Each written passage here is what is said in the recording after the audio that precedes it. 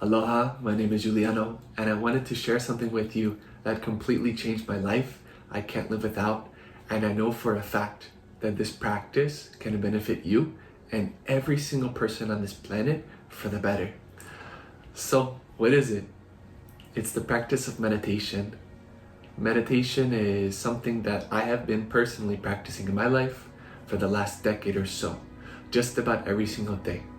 And this is something that I noticed when I was really close with my meditation practice. My life flows. Opportunities come in. I connect with the right person at the right time, at the right place.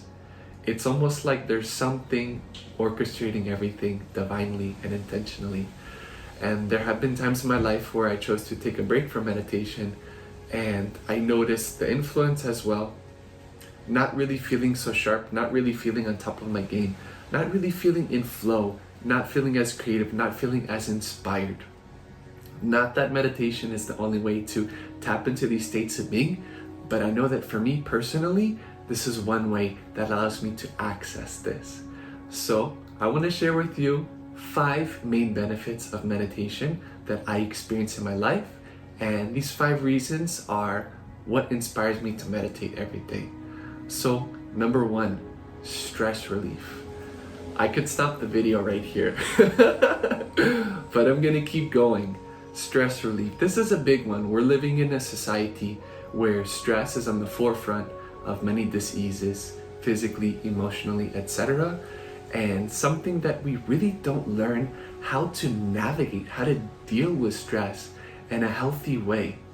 Now, I've learned in my own life that there were some ways that I chose to engage in certain activities and certain things to relieve stress, but what I was actually doing was disconnecting and creating more stress in my life. So meditation for me gives me that opportunity to just check in with myself, if nothing more, and see on a mental level, what are the main thoughts that are in my awareness? What are the main behavior patterns that I'm engaging with in my daily life? And how are these behavior patterns influencing me? Are they uplifting me? Are they bringing my level of energy down, etc.? Learning to recognize the effect that each behavior pattern has in my life and on others around me in my external environment. Even on an emotional level, what are these main emotions that I'm noticing in my awareness, that I'm noticing in my body? Is it anger? Is it sadness? Is it frustration? Is it happiness? Is it joy? And just being honest and open with myself to feel how I'm doing on an emotional level. Then there's even a physical awareness of physical stress that I'm experiencing in my body. And again, checking in and tuning in and noticing, is there a certain area of my body where I'm experiencing pain, tightness, injury, a physical stress, and going a bit deeper to see what is it that might be causing this. Checking in with my body regularly and even noticing, how's my level of self-care? Am I giving my body what it needs in terms of exercise, in terms of rest, in terms of nutrition, and all of these different factors that influence our physical health and that can support you to reduce your physical stress. And one of the last ways I like to reduce stress in my life is on an energetic level, and learning to notice and recognize, how's my level of energy? How am I caring for my level of energy?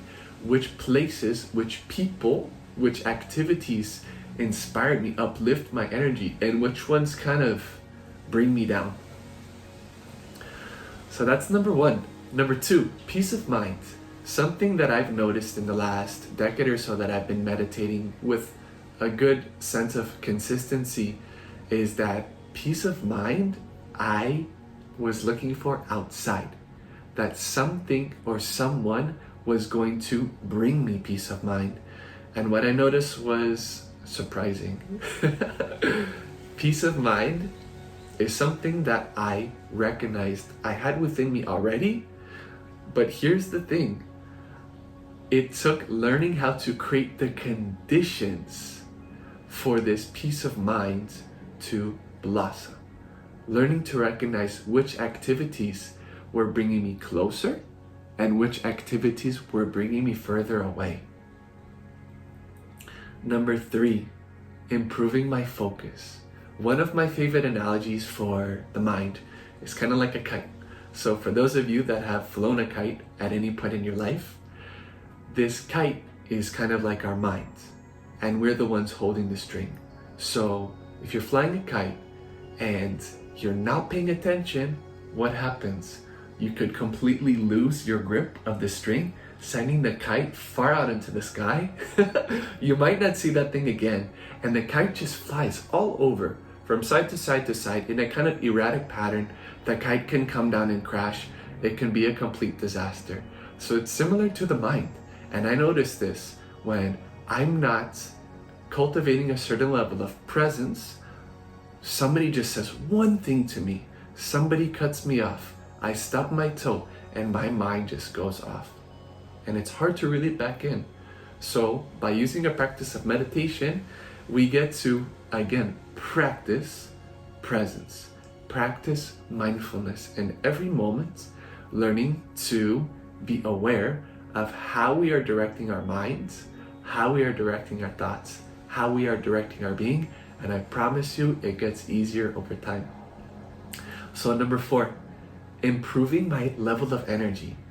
On a physical level, deeper breathing oxygenates your body.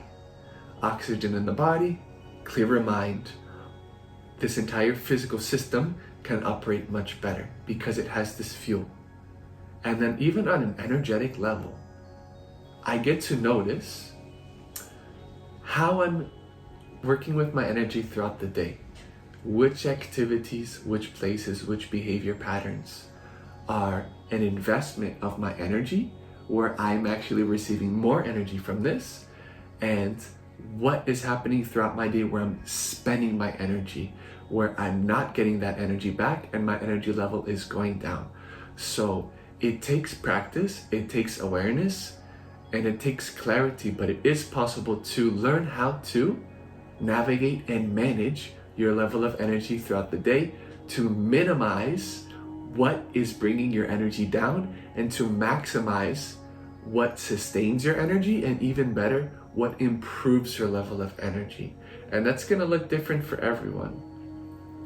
And now the grand finale, number 5, loving kindness.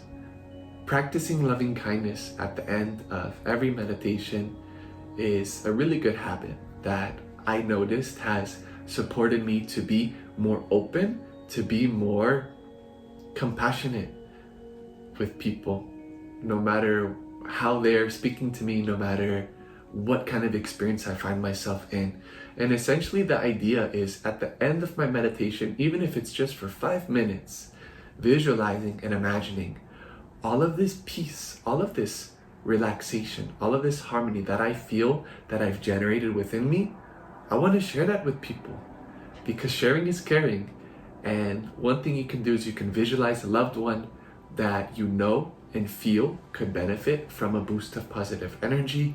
You can visualize a group of people. You can visualize a particular place on the planet.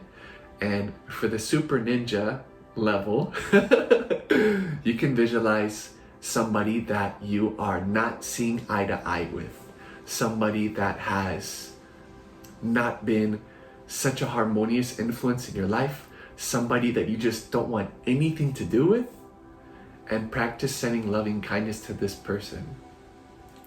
So, just want to give thanks for this opportunity to share my perspective and share these 5 main reasons why I meditate every day. And for sure, if you want to minimize suffering and maximize happiness in your life, meditation is one way, one vehicle that could support you to achieve that. So I'd love to know your feedback. I'd love to know your insights. If you have any questions, you can leave a comment below. I would love to share anything that I've experienced that could be helpful to you. And if you're interested in watching more videos like this, learning more about these kinds of topics, definitely let me know. It is my greatest joy to be able to share this with you. Wishing you a blessed day, and aloha.